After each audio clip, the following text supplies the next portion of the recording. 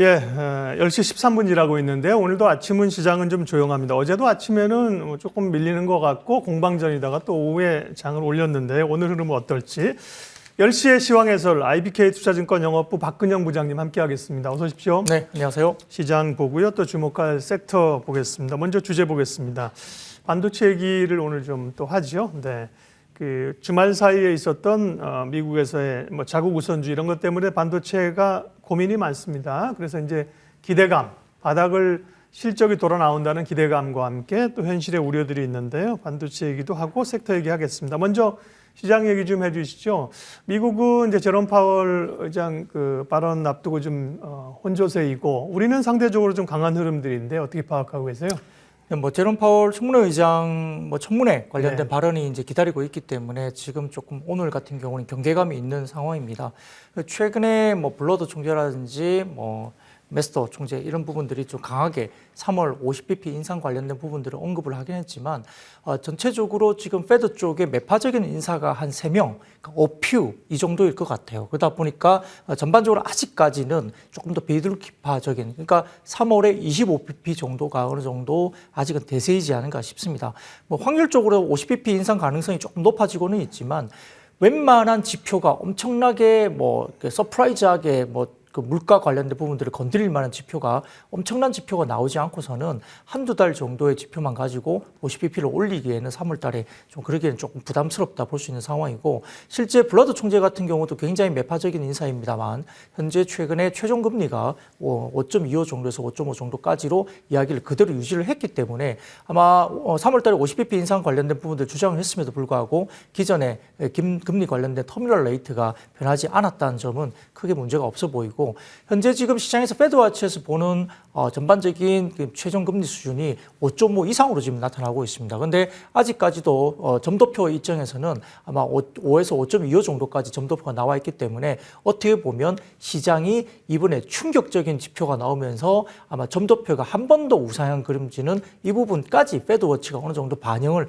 하고 있다는 거죠. 그렇게 되면 시장은 이미 충격적인 서프라이즈 관련된 지표가 나오면서 페드 위원들이 한 번 더 금리 인상에 대한 부분들을 추가 1회 정도 하는 부분까지도 시장의 점도표에서 어느 정도 맡아본 부분들을 페드워치는 이미 반영을 시장을 하고 있다는 점에서는 아마 그 부분들이 반영이 된다 하더라도 시장의 충격이 그렇게 크게 오지는 않을 거다 보는 입장입니다. 그렇기 때문에 아마 최근 들어서는 좀 어려운 부분이 많을 것 같습니다. 국내 같은 경우는 지수는 별로 안 빠지고 또 가는 종목은 특히 2차 전지 쪽에 굉장히 급등이 나오는 부분이라 다른 섹터를 가지고 있는 고객들은 어째 보면 굉장히 소외감이 느껴지고 또 그런 종목들을 가지고 있는 분들은 급등에 대한 어떤 뭐 수익을 상당히 좀 만끽하고 있는 상황이기 때문에 상당히 좀 격세지감이 느껴지는 부분인데요.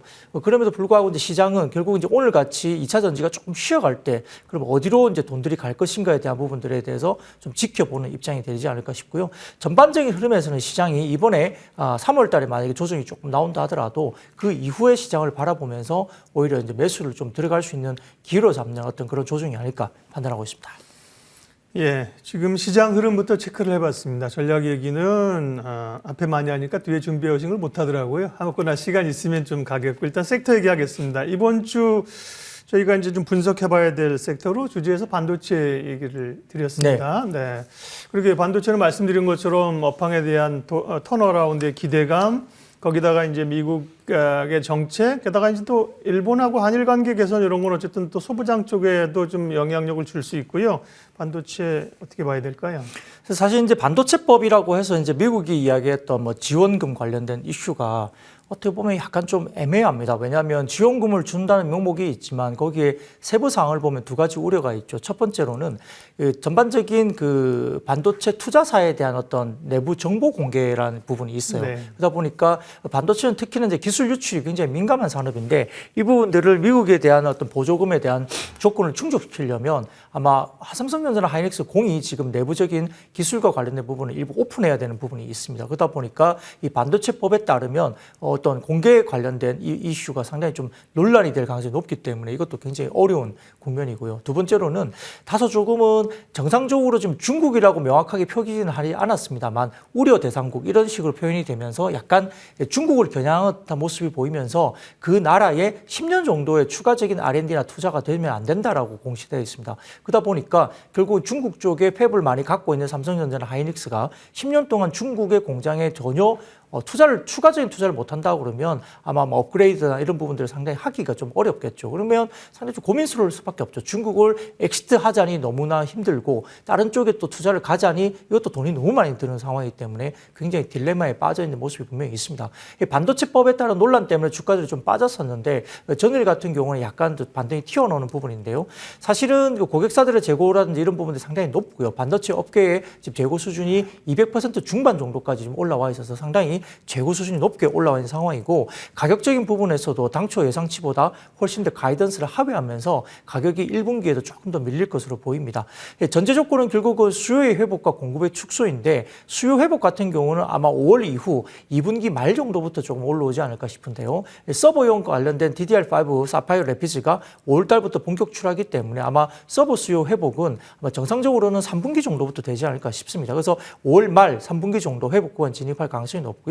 공급 변수에서는 모멘텀은 결국 감산 효과 본격화인데 사실은 최근에 디램 생산 증가율이 0.5% 수준으로 올해 같은 경우는 역대 최저 수준의 증가율이기 때문에 공급에 대한 부분들은 어느 정도 캐펙스 조정이 분명히 나오는 공간입니다. 근데 주가를 좀 따져보면 일부 증권사에서 지금 이야기되는 부분들을 좀 제가 인용을 해봤는데요. 과거 다운사이클 종료 후에 업사이클로 진행되는 과정에서 삼성전자나 SK 하이닉스 등의 주가 흐름을 살펴보면 공동적으로 이게 있습니다. 재고 레벨의 정점이 확인된 이후에 재고 레벨이 빠지면 주가는 바로 반등을 줬다는 건데요. 이 부분이 되게 중요한 게 중요한 핵심은 뭐냐면 주가 반등이 재고 레벨의 절대 수치와는 무관하다는 점이죠. 결국은 예를 들어서 뭐 재작년에 뭐 재고가 10이었다면 올해 재고가 20인데 그럼 과거보다 재고가 높은 2배 정도 재고 수준이잖아요. 근데 그렇다고 해서 주가가 빠지는 게 아니라 작년 재작년에 10에서 지금 재고가 20까지 올라와 있다 하더라도 현재 20의 재고 수준이 꺾이는 순간 주가는 올라간다는 겁니다. 그래서 말씀드렸던 추세를 보는 거죠. 그렇죠. 중요한 사실은 아까 말씀드렸던 주가 반등의 트리거는 그러니까 재고의 절대 레벨 수치와 무관했다는 점이죠. 그래서 2019년 상반기에 업계 재고가 5주에서 6주 정도 수준이었다고 보는데요.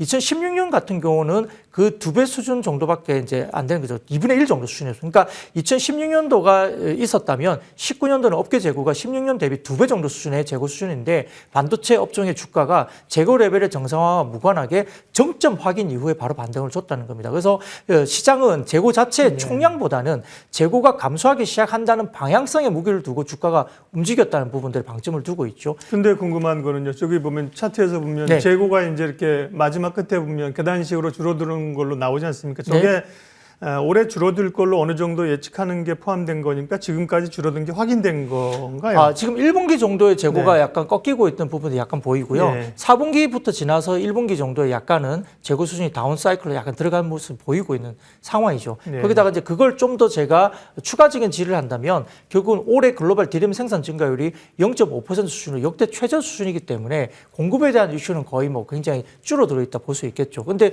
물론 그러면 수요가 어느 정도 받쳐줘야 되는 거 아니겠습니까? 결국은 그래서 수요 부분들이 좀 올라온 부분들이 2분기 정도부터 올라온다는 부분들은 서버 디램 재고에 대한 총량이 5월 정도에 DDR5 사파이어 래피즈가 올라오면서 좀 가능성이 높게 형성되고 있다 봅니다. 그래서 주가 부분을 본다면 대부분 어떤 재고 수준의 사이클이 다운 사이클로 들어가면서 주가는 그 가격이 선행되기 전에 한 6개월 정도 전에 주가가 움직인다는 거고요. 항상 디램이나 이런 실제 가격은 그 뒤에 한 2분기 정도 이후에 가격이 움직이더라. 그러니까 보통 가격 대비 주가는 6개월 정도 선행한다. 여기에 대한 논리가 거기에 있는 겁니다. 그래서 반도체 주가가 그래서 상당히 좀 투자하기가 굉장히 어려운 어떤 그런 섹터일 수도 있는데요. 어쨌든 말씀드린 것처럼 이번 사이클에서도 축적되어 있는 높은 재고가 좀 어느 정도 고점을 찍고 내려오기 시작할 때는 가격의 반등 시점이 나올 수 있는데 아무튼 주가와 무관하게 재고 축소 시점과 연동해서 주식을 보신다면 아마 이번 2분기 정도 들어가는 수준에서 어느 정도 반대 바닥에 대한 부분들을 좀 고려하고 좀 모아가는 전략도 충분히 가능한 그거에다 말씀드릴 수 있겠습니다. 2분기는 이제 4월부터 시작되잖아요. 그러니까 그렇죠.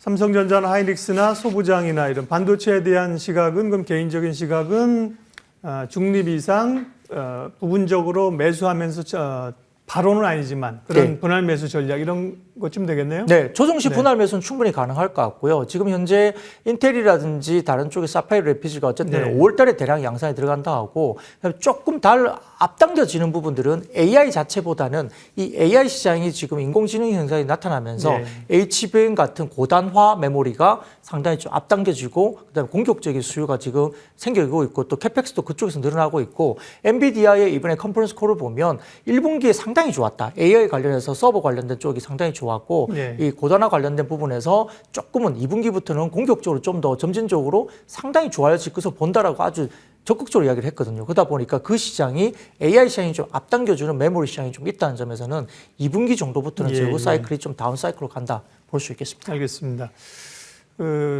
분석해봐야 될 섹터로 반도체를 얘기를 한 거고요. 이번에는 부장님께서 주목해야 될 또 섹터를 말씀해 주시는데요. 지난번에 또 이제 피부, 의료, 미용기기 이런 쪽 말씀해 주셨던 게 기억나고 오늘은요?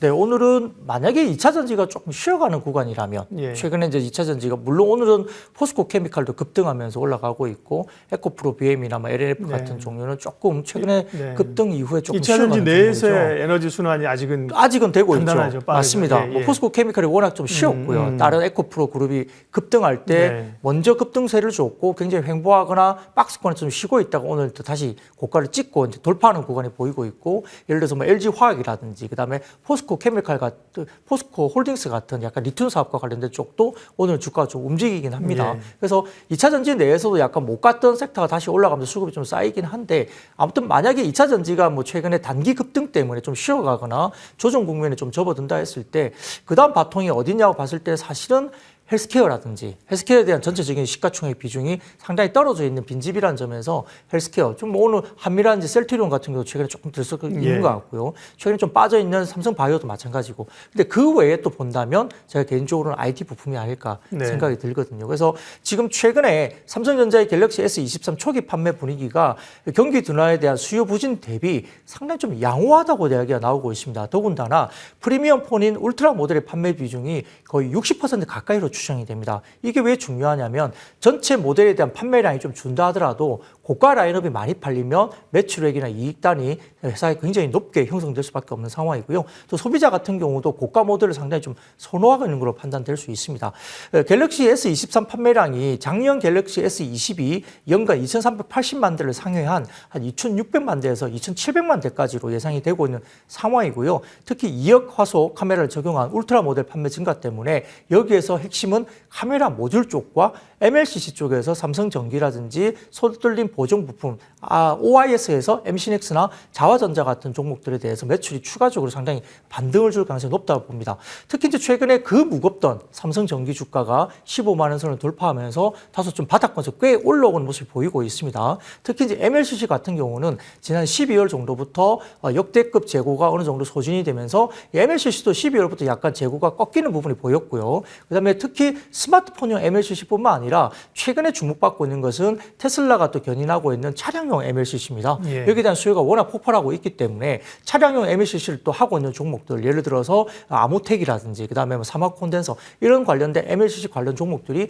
꽤 굉장히 좋은 퍼포먼스를 내면서 주가들이 움직이고 있는 모습이죠. 그래서 전체적으로 중국의 스마트폰 시장도 올해 3월 기준으로 아마 전년 동기 대비 그리고 전월 대비로도 아마 중국 시장의 스마트폰 출하량이 상당히 좀 성장으로 아마 전환될 가능성이 상당히 높게 형성되고 있는 것 같고요. 재고 축적 가능성도 상존하기 때문에 중국 내 스마트폰 재고 수준도 많이 빠져 있습니다. 그러다 보니까 추가적인 출하량 이런 것들이 3월 이후로 상당히 좀 올라올 가능성이 높다는 점에서 MLCC 관련이라든지 그다음에 아까 말씀드렸던 고가폰에 관련된 수요가 상당히 높아지고 있다는 부분인데요. 말씀드렸던 부분에서 고가폰에 대한 부분에 대해서는 역시나 결국은 고가폰의 추가적인 기능 향상은 카메라 쪽입니다. 그래서 카메라 모듈과 관련해서 마찬가지로 봐야 되겠고 그다음에 손떨림 보정 부품, OIS 부품과 관련된 부분들에 대해서도 충분히 지금은 고가 모델에서의 우리가 이야기할 수 있는 부분이고요. 더군다나 만약에 아이폰 15 지금 이번에 생산된 모델이 14 모델이 조금 작년 12월 달, 1월 달 접어들면서 약간 좀 주춤했습니다. 중국에 약간 셧다운도 있었고 폭스콘 공장이 좀 어려웠던 부분이 있기 때문에 약간 수요가 좀 아쉬웠던 부분이 있는데 여기에 따라서 아이폰 15에 대한 생산 시점이 기존의 가이던스보다 한 1개월 정도 앞당겨질 수 있다는 이야기가 나오고 있습니다. 그렇다 보면 아이폰 15 관련된 생산이 좀 더 앞당겨지면 아마 가이던스가 좀 더 올라가는 모습들이 보이긴 가능하죠. 그래서 아마 올해 6월 정도에 아이폰 15 생산이 좀 앞당겨질 수 있다. 6월 정도로. 만약에 그렇게 시작된다면 1분기는 삼성전자 관련된 부품의 어떤 매출단이 올라오는 부분, 2분기는 중국 스마트폰의 수요가 좀 올라오는 부분, 3분기는 애플로 인해서 6월달 이후에 MLCC 등의 수동 부품과 카메라 모듈, 휴대폰 부품체의 가동률 확대가 지속적으로 1분기, 2분기, 3분기 이어진다는 점에서는 아마 조금 아이폰 관련된 아니면 IT 부품들이 조금 이 부분에서는 2차 전지를 좀 바통 터치를 하면서 일부 종목들이 좀 올라오지 않을까 생각이 들 수 있겠습니다. 좋은데요. 예. 지금은 2차 전지가 워낙 강하지만요. 사실 증시 격언 가운데 하늘까지 오르는 주가는 없다 이런 얘기가 있습니다. 또 그러면 다음 타자가 뭘까 될 것인가에 대한 고민인데 그 가운데 하나가 이제 IT 부품 쪽이라고 말씀하셨고요. MLCC나 뭐 카메라 모듈, 전장 이런 쪽 주목해서 보겠습니다. 오늘 10시 시황에서 IBK 투자증권 영업부 박근영 부장님 함께했습니다. 고맙습니다. 네, 감사합니다.